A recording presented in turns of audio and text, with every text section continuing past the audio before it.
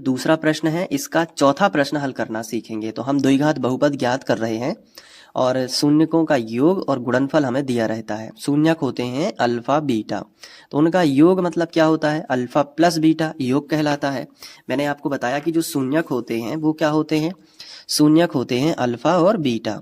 तो शून्यक का योग यानी अल्फा प्लस बीटा और शून्यक का गुणनफल यानी अल्फा इंटू बीटा, ये है।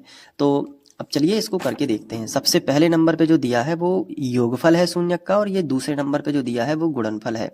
तो शुरुआत करते हैं। लिखेंगे दिया है पहले नंबर पे शून्यकों का योगफल। ये देखो शून्यकों का योगफल, और योगफल क्या होता है, अल्फा प्लस बीटा। कितना दिया गया है बताइए, 1 दिया गया है तो 1 लिख लो। फिर नीचे लिखेंगे शून्यकों का गुणनफल, वो कितना दिया गया है, वो भी 1 दिया गया है तो अल्फा इंटू बीटा 1 कर दिया। अब इसके बाद द्विघात बहुपद हेडिंग डालेंगे।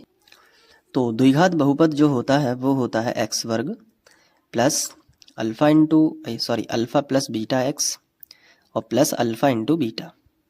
ठीक है, बराबर के नीचे बराबर लगाइएगा।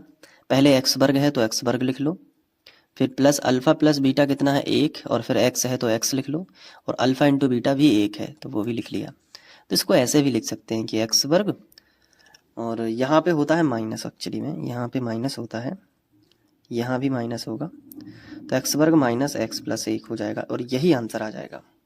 ये जो आप सूत्र भी देख सकते हैं इसमें भी यहाँ पे माइनस है, तो माइनस से ये हो जाएगा। क्लियर है ना। तो चलिए फिर, तो ये सवाल आप पे बन जाएगा।